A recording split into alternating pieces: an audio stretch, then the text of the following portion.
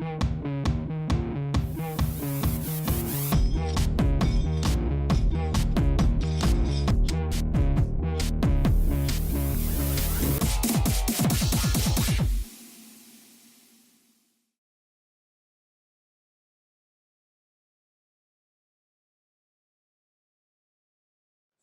I am really excited actually to be able to introduce Jim, who is another really good friend of mine.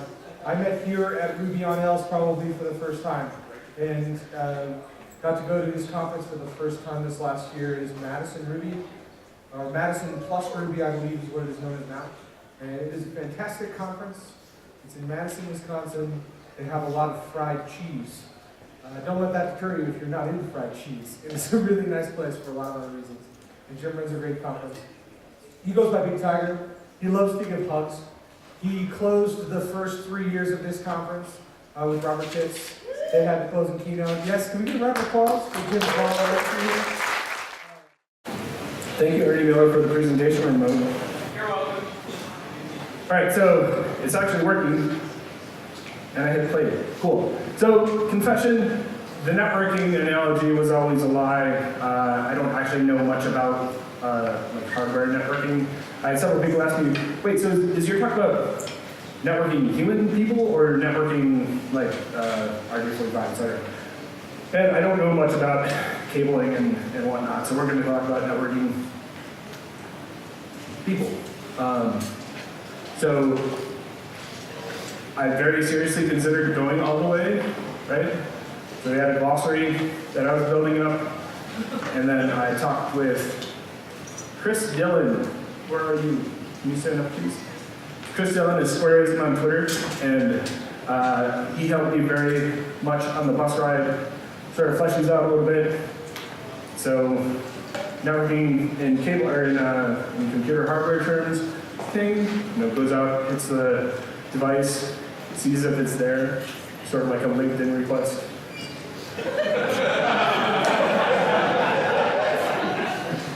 There's UDP, this is basically spam. You send a bunch of it out, and you don't really care if any of it comes back.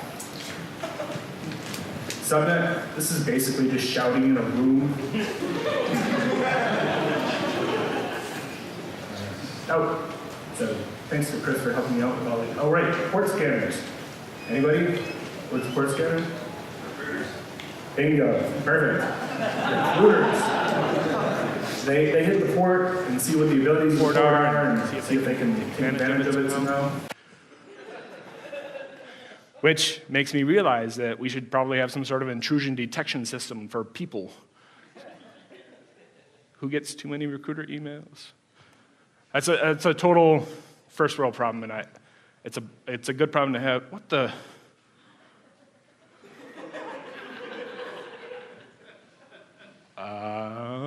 Kevin.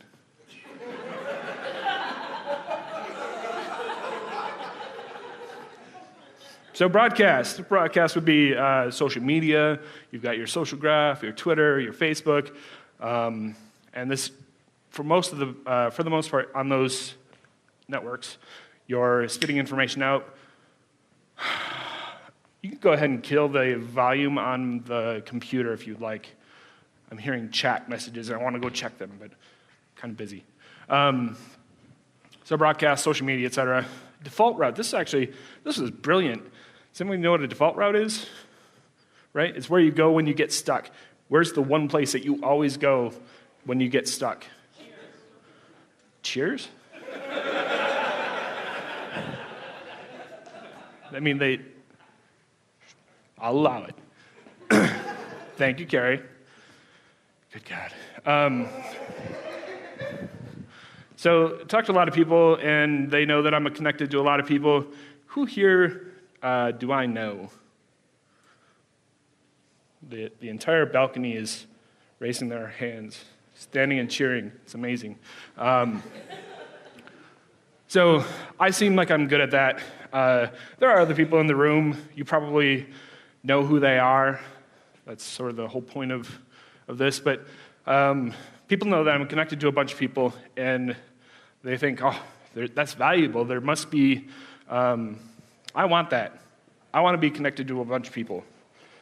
because I know that there's value there. So what does that look like? How did we get here? Been married for 15 years to Jen, a small business owner with Mark, total of 10 people at Adorable, and I have one fur kid, which is dog or animal, pet, that we don't have any actual children, and so our pets are a stand-in until, well, our pets are a stand-in.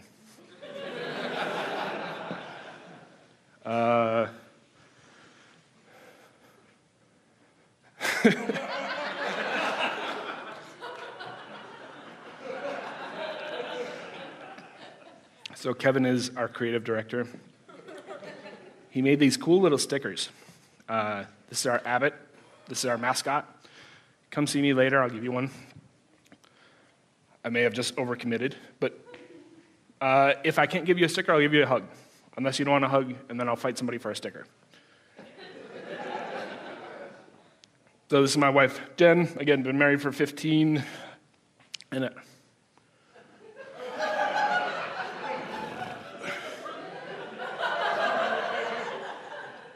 this is my business partner, Mark.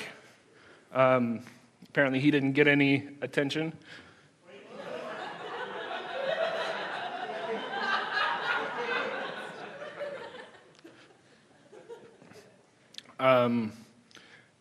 These are adorable people. So we are about 10 people right now. And this is Jaeger. I was talking with Ryan earlier, because he gave me a Land Jaeger. No, yes, Land Jaeger. Yes? Yes. Thank you. So Land Jaegers are little sausages. I'm very familiar with the term Land Jaeger because when we named Jaeger, we found out all sorts of Jaeger things, compound words, etc. So there's Land Jaegers, which is we have left out in our yard. There are shots of Jaeger, which is when he does his business. Number one, a Jaeger bomb. He leaves and then, or he will fart and then take off. Anyways, enough about my dog.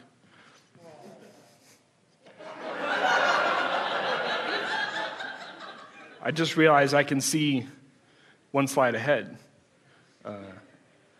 So success, all the money, we've got a nice house, dog, wife, etc. Yeah, all the money, none of the hassle.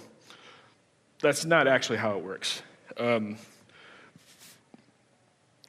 So what is success? We built Adorable because we wanted to make a better work environment. And talking to Brandon Hayes, talking to some other folks like Brandon Hayes, recently we realized if we're trying to build a better work environment for ourselves, then we did a poor job. Just realized my timer's not going, so we'll just keep going. Tell me when to stop. So start with the end in mind. Probably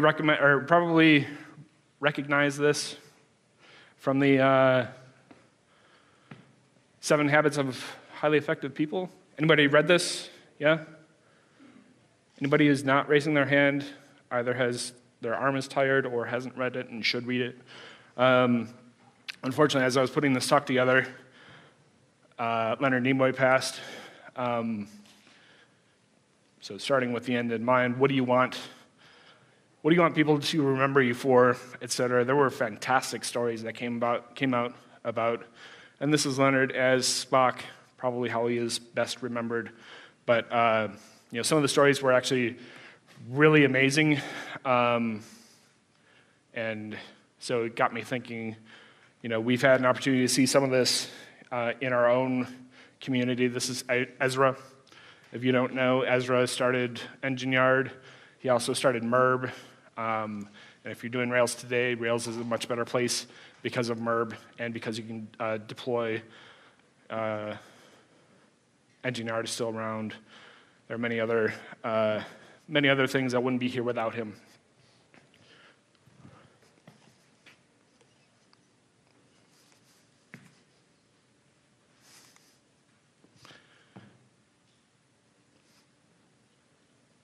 So,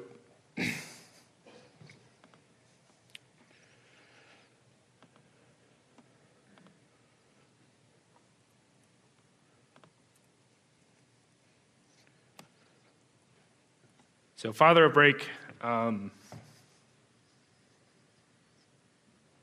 etc. So, I'm not great at planning, as you can tell.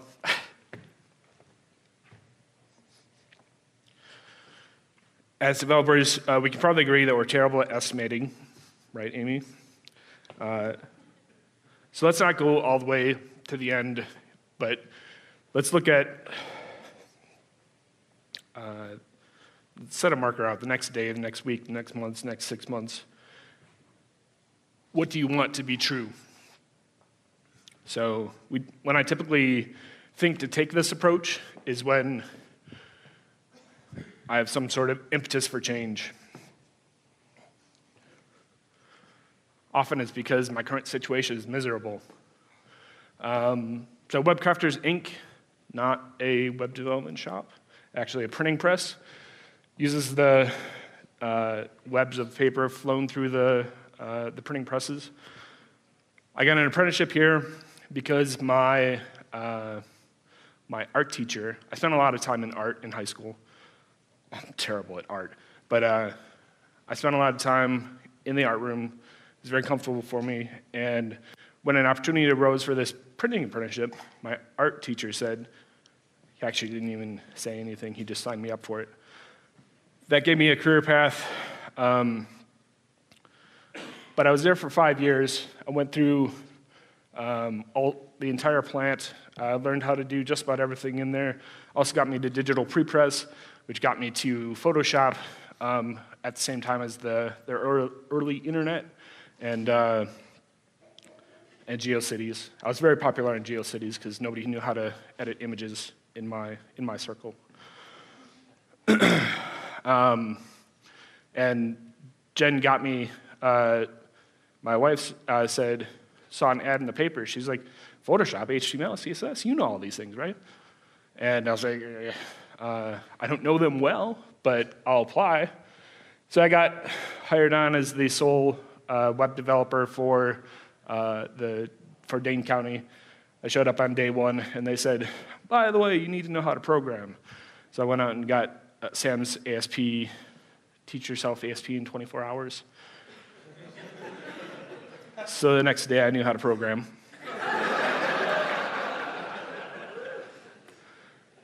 Little did I know or realize when I took the job in June that it was actually a half-time job. I just worked full-time for half a year. And then 2 weeks before Christmas, Virginia, my boss, came in and she's like, Jim, you're out of hours. You can't work anymore. Okay. So she reached out to her network. My boss, who was my eventual boss, who was 3 blocks away, she went over and talked to them. Like, yeah, we've got a 2-week project that will fit in pretty well. He'll be able to start back up first of the year. So I went to work for, all the way up at the top, State of Wisconsin Department of Financial Institutions. And I was there for about 7 years. Developers always take the time that's available, no matter what. So my 2-week project turned into a 7-year stint. But it was here, I actually got interviewed by John Larkowski. Some of you probably know him. Anyone? So I was looking for a previous speaker who I would like to meet. There she is. She actually works with John currently. So I interviewed with John. We had 7 happy years together. And I met Mark. And then as things do, the team grew and things started to suck. And John moved on to HashRocket and then pulled me along with him. Said, hey, we've got 3 people. It's hard to pair. We would like a 4th. Are you interested? I was like, sure, I'll move my family cross country. And I was still very much learning to code. I had never really practiced test-driven development. I'd never done pair programming. I'd never done idle story carding. I learned a ton at HashRocket. This, by the way, this is all before we became HashRocket. We were a product company for a little bit. But as I did that for 4 years, I felt like I was gaining all these skills, thought I could do more than code. Whenever we had new clients, it was really comfortable to put me on there, and I built relationships with clients. And so we started talking about doing satellite offices for HashRocket, and I was like, I would like to do that. I'd like to run my own office.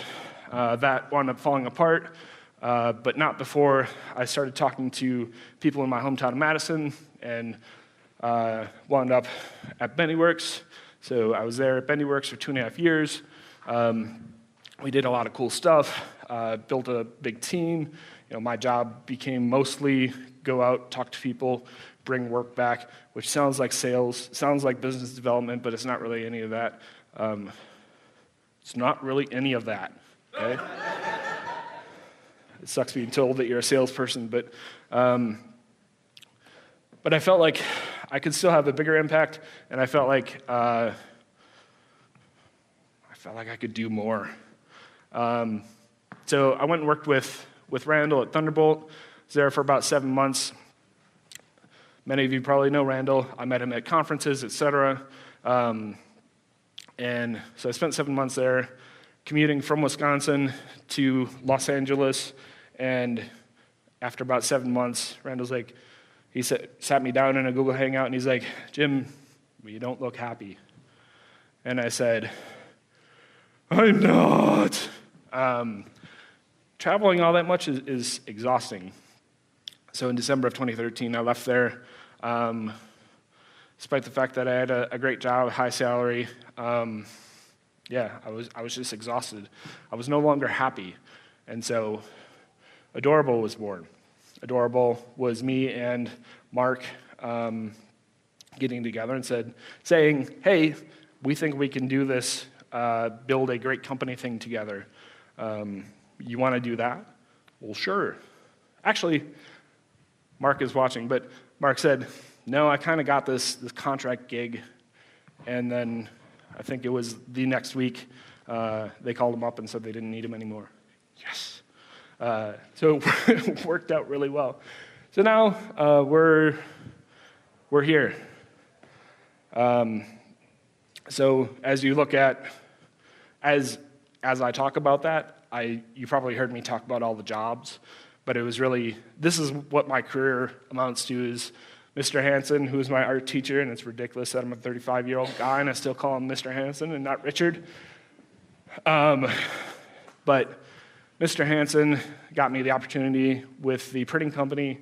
Jen realized I wasn't happy and that I had this thing that I could give to people that they valued more than manual labor at the printing company.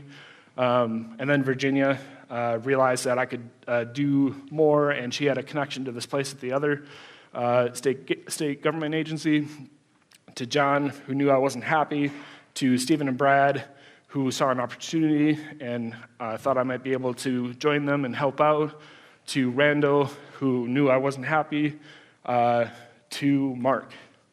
And that's where we're at today. So my entire career is right there. So relationships are the bedrock of not only my career, they're the bedrock of every successful career. Beer doesn't hurt.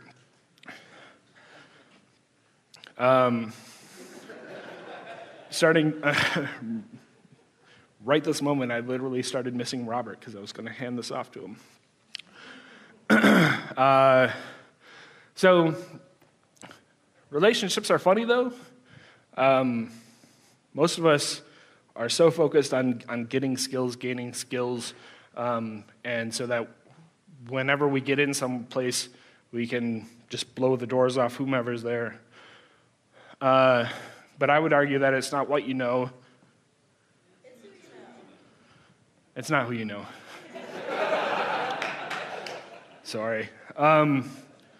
So you do need to have some knowledge, some service, some skill set that you can give to people that people will value and pay you for in one way or another, whether that's out on your own or as a, I think my phone's ringing, either as an employee, as a contractor, as somebody who's putting something out in the world. you need to provide something. It's not who you know, because the simple fact that I know, Chris, sorry, another guy with a beard who's really threw me for a second. So it's not who you know. I know Chris. Does that mean that party foul? Does that mean that I'm instantly enriched for that? Well, of course. But it's really about who knows you, right? And so not only who knows you, but who knows what you offer, who, when they have a problem, is going to come to you, right? So it's not what you know. Although you do need something to offer the world, and each and every one of you has something to offer the world. It's not who you know, but you do need to know people, because that's part of the discovery mechanism. But it's who knows you, who knows that you're available. I've got this Drupal. Is Drupal still a thing? Okay. I have this Drupal site, this Drupal lead that came to me. I don't know a single person in my network who's interested in doing Drupal. If you know somebody, send them to me, and I'll pass it along. God, I hate hops. Everybody's IPA crazy. It's ridiculous. So ask, who said that? You and I are going to talk later. In a good way. So who knows you? Who is out there who has, problems, who has opportunities? Synonym, problems and opportunities, right? Who has problems and opportunities that they need solved? And how can you reach out to them and make that little problem go away, right? It might be something as simple as documentation in an open source project. It's so simple, and we're so awful at it. I sat at lunch with Shauna. Are you here? So I sat at lunch with Shauna, and she was expressing how much she had contributed to Calligator, which is a PDX calendar. Sorry, I'm sharing this without you knowing it, but it's open source. And her contribution has largely been to just get people into a room, right? She's lamenting the fact that she hasn't done a whole lot of code, but she's giving so much back just by doing that part of it, right? And, oh, by the way, once you have all those people in the room, you can learn from them, right? So, and now all sorts of people, including me, now know Shauna. So, optimizing for discovery, right? So, you can broadcast. There are many channels available, not just SSIDs.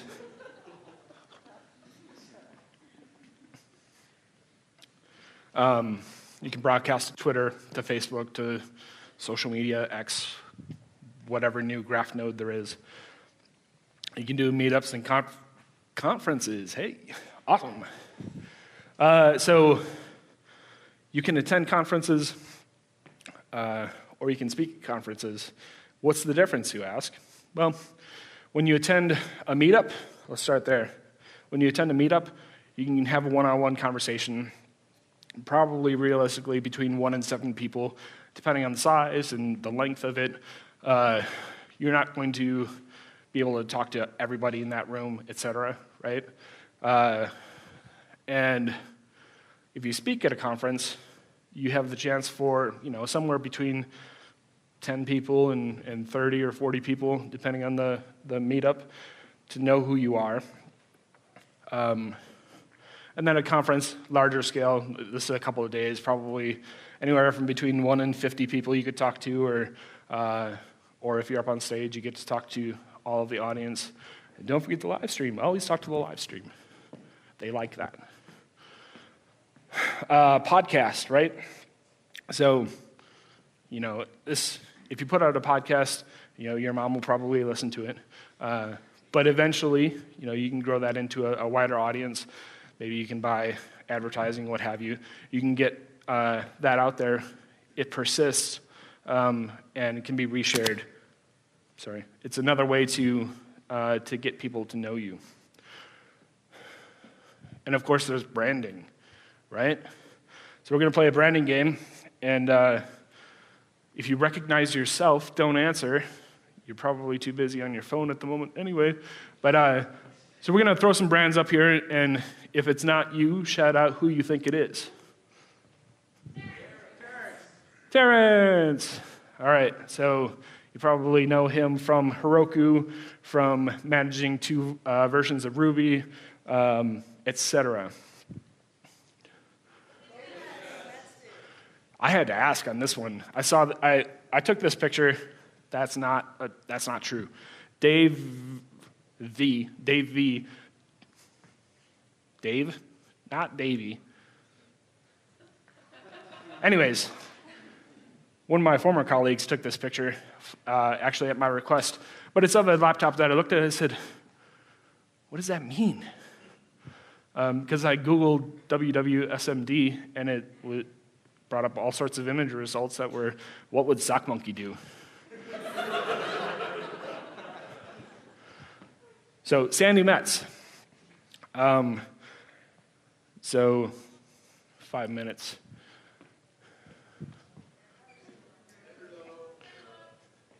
I'm happy that just happened. It's Aaron Patterson as Tenderlove, right? He even has another name that he goes by that most people know him by.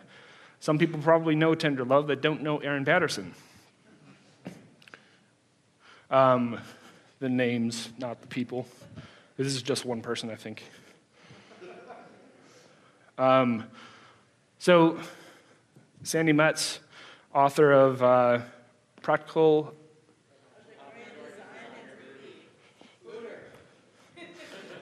author of Pooter. Also, she's fantastic. If you've ever had a chance to talk to her at a conference, she's always there to listen, to answer your questions. And every interaction that I've ever heard with her has been wonderful. Tenderlove does open source software, makes Ruby and Rails better for all of us. Gets paid to do it. But the brand isn't the sticker that they hand out. It's not Terrence's hat. It's not Sandy Metz's WWSMD. It's not Gorby Puff. Those are all fantastic. And what those are repeaters. There are things that you're walking around and you see on somebody's laptop. Oh, Terrence, awesome. You've been in the same physical space as Terrence, because that's the only way I know to get a sticker, which is good because he's always around. So I don't want you to walk away from this talk thinking, clearly, I need to build a brand because people want to engage with my brand. Did I mention that we have stickers? Okay. So it's not, your brand is what people say about you. Man, I'm running so late. Cool. So, security, actually had a personal run-in with this. I would say, before you broadcast yourself out there, be aware of what you're doing, right? There's a great book.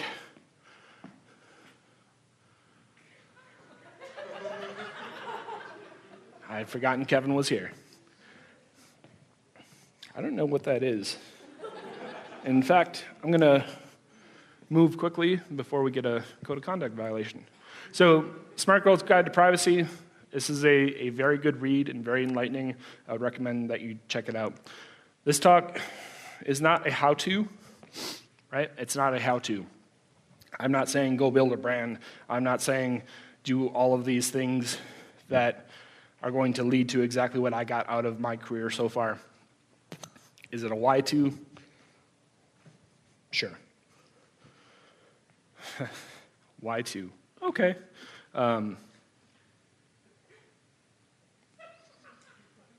Carrie got it.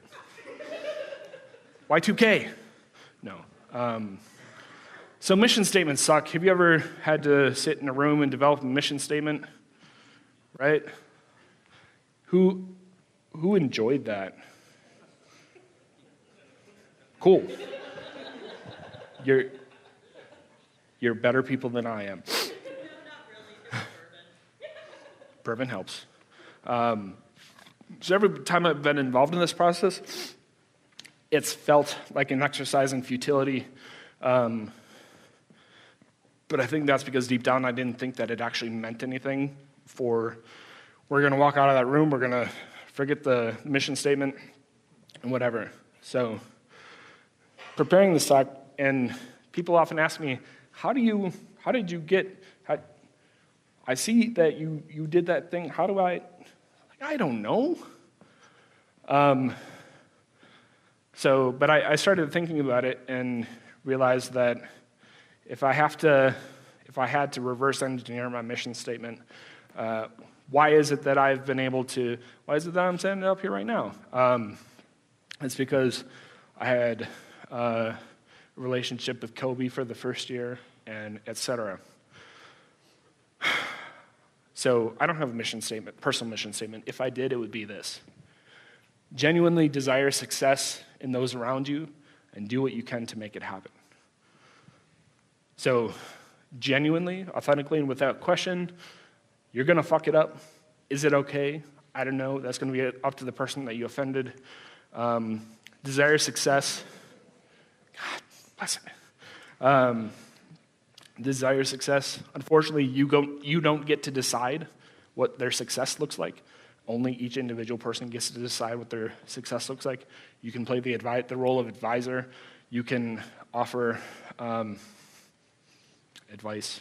It's the beer talking. For example, I believe Jonah would be a super amazing bullfighter, right? Right? I would agree with that. Who agrees that Jonah would be an amazing bullfighter? You guys are endangering my life. Exactly. So Jonah doesn't think that he would be successful or happy doing that. Or alive. Success to Jonah is to be alive. So those around you, this doesn't include just your team. This doesn't include just the Ruby community. This includes everybody around you, right? So you go to your significant other, if you have one, or your loved ones, or your team, your barista, your bartender. Think about what success means for them. I think in a lot of cases, we are well positioned to make a lot of those things happen. And if you're staying at a hotel at the conference, know that you're expected to tip. If you have questions about this, come talk to me. I'm serious. Do what you can to make it happen. A couple of dollars per night? Yeah, I think most of us can handle that. If you can't, that's fine. Most of us can. Spoon theory, I'm running out of time. It's too much work. So we all control resources. A lot of us control resources, even if it's just that $1 or $2 a night. Sometimes those are people. Should you ever refer to people as resources? People don't like that. How do I know? Because I listen to them. It's not only people, it's venues and spaces like the PDX Ruby at New Relic. This is the Gold Star bus. Those are relatively small things for a company to handle. So I think Kevin's been here, but genuinely desire success in those around you and do what you can to make it happen. So for Adorable, it means saying no when we can't deliver what a client wants. It means meeting people for coffee and giving them career advice. When you're a junior developer, there are a lot of people that can give you advice. When you're heading towards management, do I want to stay technical? Do I want to not? Fewer people can provide help. Madison Ruby, this is year 5. We have opportunity scholarships. We showcase Madison to the Ruby community and the Ruby community to Madison. YWCA.org is a program that we built with the YWCA to teach folks HTML, CSS, JavaScript. We didn't do Ruby because it's too hard to install. And everybody who enters the program and finishes gets a MacBook Air guaranteed placement in a family sustaining wage internship. And I think this is pretty close to everybody here, but ultimately, it's listening, even when it's difficult, especially when it's difficult. Thank you.